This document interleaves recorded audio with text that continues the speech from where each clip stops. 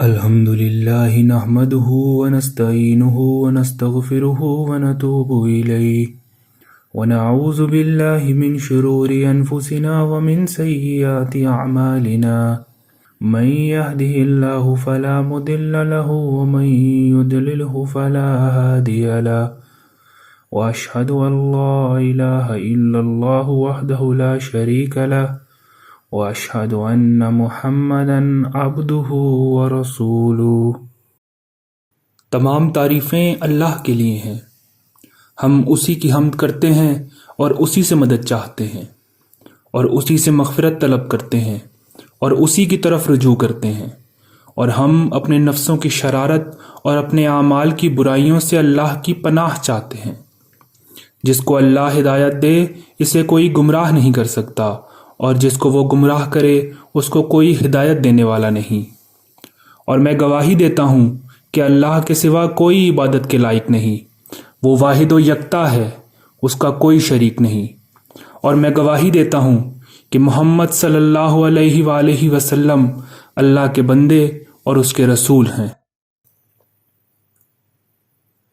اے لوگو، بلا شبہ اللہ تعالیٰ نے آج کے دن تم پر بڑے بڑے انعام و اکرام نازل فرمائے ہیں، تمہارے تمام گناہ معاف فرما دیے ہیں، سوائے ان گناہوں کے جو باہمی حقوق سے متعلق تھے۔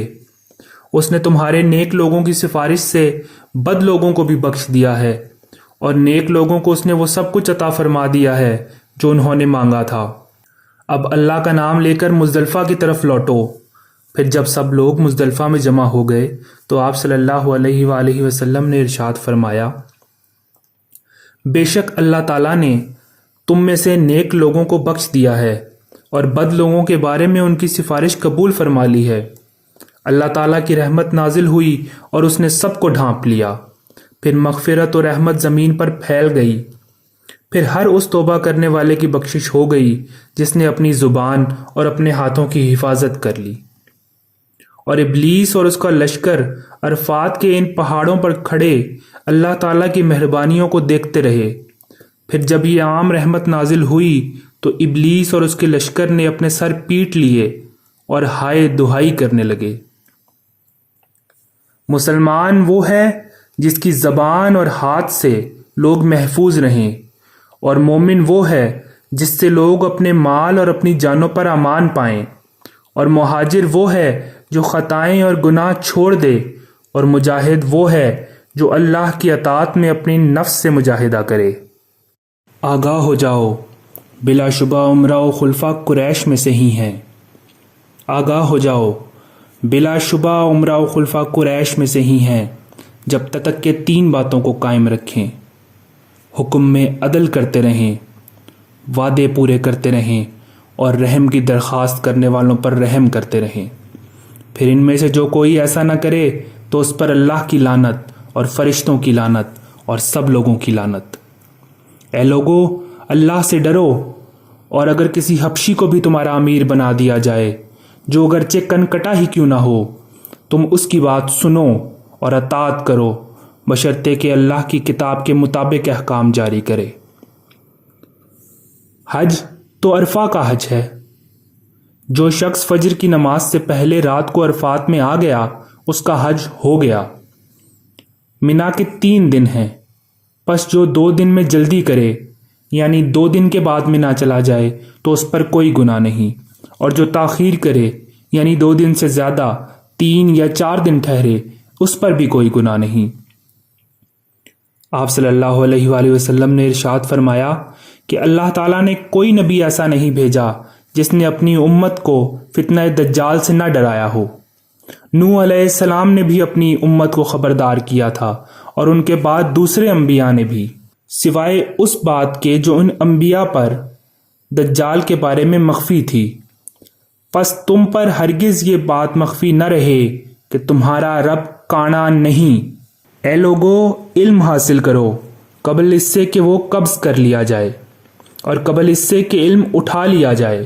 اور اللہ تعالیٰ نے نازل فرمایا ہے، اے ایمان والو، ایسی باتیں نہ پوچھو کہ اگر تم پر ظاہر کر دی جائیں تو تمہیں ناگواری ہو، اور اگر تم قرآن کے نازل ہوتے وقت ان کو پوچھو گے تو تم پر ظاہر کر دی جائیں گی۔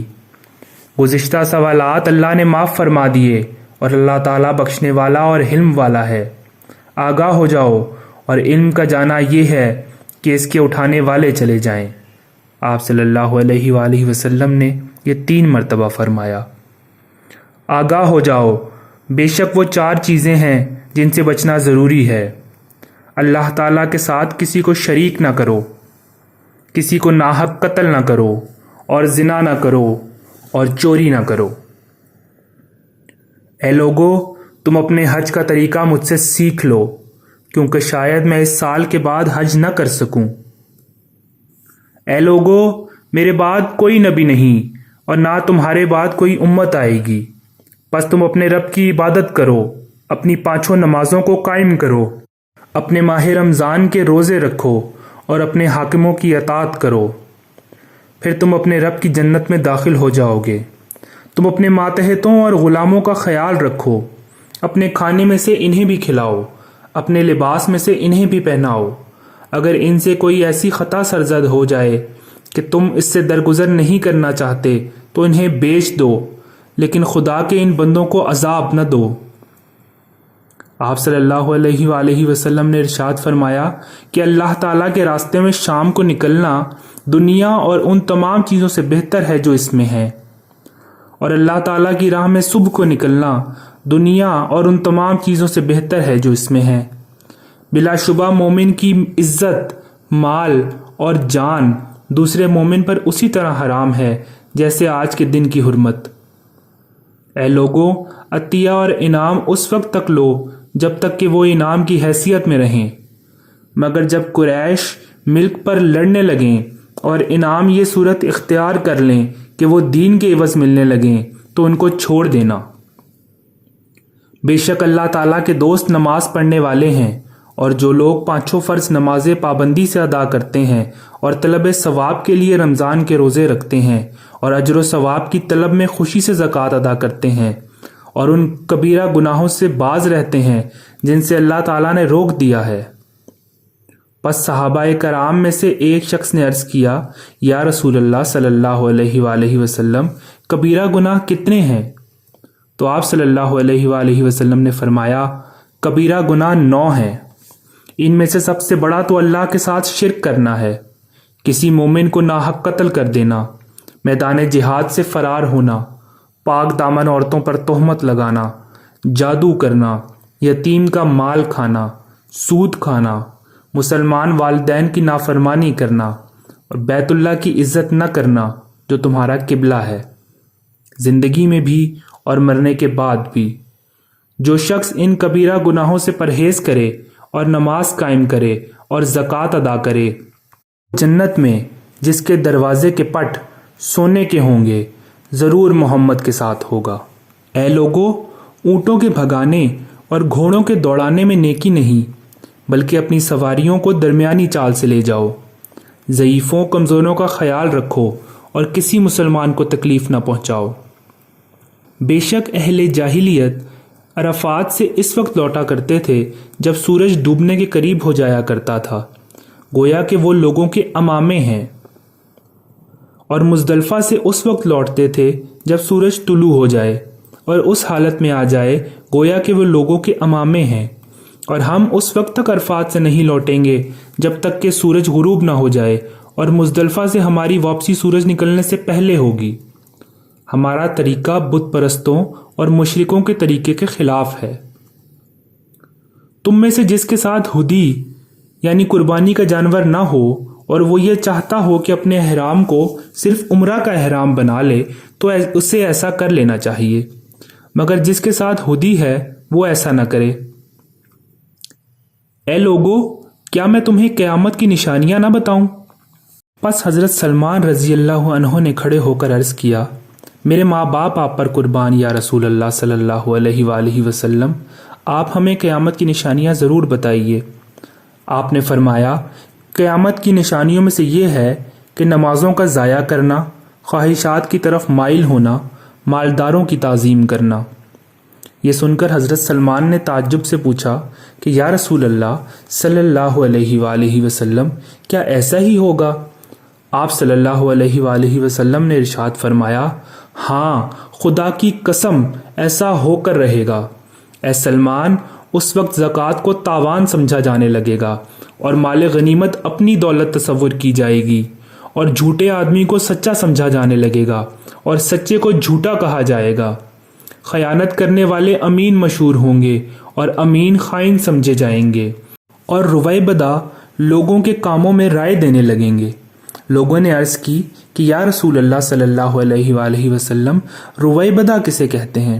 آپ صلی اللہ علیہ وآلہ وسلم نے فرمایا، ایسا شخص جس سے لوگ بات کرنا پسند نہ کریں، وہ لوگوں کے معاملات میں رائے دینے لگے اور حق کے 10 حصوں میں سے 9 کا انکار ہونے لگے، اور اسلام کا فقط نام رہ جائے اور قرآن کے صرف حروف رہ جائیں گے، اور قرآن کو سونے سے مڈھا جائے گا، اور میری امت کے مردوں میں موٹاپا بڑھ جائے گا، کنیزوں سے مشورہ لیا جانے لگے گا، ممبروں پر کم عمر لڑکے خطبے دینے لگیں گے، اور کام کی بات عورتوں کے ہاتھ میں ہوگی۔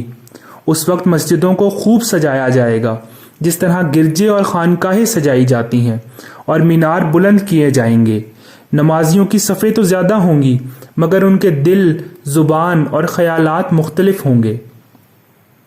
حضرت سلمان نے پھر متعجب ہو کر دریافت کیا کہ یا رسول اللہ صلی اللہ علیہ وآلہ وسلم، کیا واقعی ایسا ہوگا؟ آپ صلی اللہ علیہ وآلہ وسلم نے فرمایا، ہاں، اس ذات کی قسم جس کے ہاتھ میں محمد کی جان ہے، یہی ہوگا۔ اے سلمان، اس وقت مومن ان کی نگاہوں میں کنیز سے زیادہ ذلیل ہوگا۔ وہ دل ہی دل میں پیچ و تاب کھا کر گھلتا رہے گا، جس طرح نمک پانی میں گھلتا ہے، کیونکہ وہ نافرمانیوں کو دیکھتا ہے اور ان کی اصلاح کی طاقت نہیں رکھتا۔ مرد مردوں سے شہوت زنی کرنے لگیں گے اور عورتیں آپس میں مشغول ہو جائیں گی۔ لڑکوں پر اسی طرح رشک ہونے لگے گا جیسے کنواری نوجوان عورتوں پر۔ پھر اس وقت اے سلمان، فاسق لوگ امام بن بیٹھیں گے، ان کے وزیر بدکار لوگ ہوں گے، امین لوگ خیانت کرنے لگیں گے، نمازیں ضائع کر دی جائیں گی، خواہشات نفسانی کی پیروی کی جانے لگے گی۔ بس اگر تم ایسے وقت اور حالات کو پاؤ تو تم نماز کو وقت پر پڑھ لیا کرنا۔ اس وقت اے سلمان، مشرق و مغرب سے لوگ آئیں گے، ان کے جسم تو انسانی ہوں گے مگر ان کے دل شیطانی ہوں گے۔ وہ نہ چھوٹوں پر رحم کریں گے اور نہ بڑوں کی عزت کریں گے۔ اس وقت اے سلمان، لوگ اس بیت الحرام کا حج تو کریں گے، مگر بادشاہ تو سیر و تفریح کے طور پر حج کریں گے، اور مالدار لوگ تجارتی اغراض کے لیے، اور مسکین لوگ بھیک مانگنے کے لیے حج کریں گے، اور قاری ریاکاری اور دکھاوے کے لیے حج کریں گے۔ حضرت سلمان نے پھر تعجب سے پوچھا کہ یا رسول اللہ صلی اللہ علیہ وآلہ وسلم، کیا ایسا ہی ہوگا؟ آپ صلی اللہ علیہ وآلہ وسلم نے فرمایا، ہاں، اسی طرح ہوگا۔ اس ذات کی قسم جس کے ہاتھ میں میری جان ہے، اس وقت جھوٹ پھیل جائے گا، دمدار ستارہ ظاہر ہوگا، اور عورتیں مردوں کے ساتھ تجارت میں شریک ہوں گی، بازار قریب قریب ہو جائیں گے۔ لوگوں نے کہا، بازاروں کا قریب ہونا کیا ہے؟ آپ صلی اللہ علیہ وآلہ وسلم نے فرمایا کہ کساد بازاری ہوگی اور نفع کی کمی ہوگی۔ اس وقت اے سلمان، اللہ تعالیٰ ایسی آندھی بھیجے گا جس میں پیلے رنگ کے سانپ ہوں گے، اور وہ سانپ اس وقت کے سردار علماء پر گریں گے، کیونکہ انہوں نے برائیوں کو دیکھ کر ان کو روکنے کی کوشش نہیں کی۔ حضرت سلمان نے پھر کہا، یا رسول اللہ، کیا یہی ہوگا؟ آپ صلی اللہ علیہ وآلہ وسلم نے فرمایا کہ اس ذات کی قسم جس نے محمد کو حق کے ساتھ مبعوث کیا، یہ سب قیامت کے قریب اسی طرح واقع ہوگا۔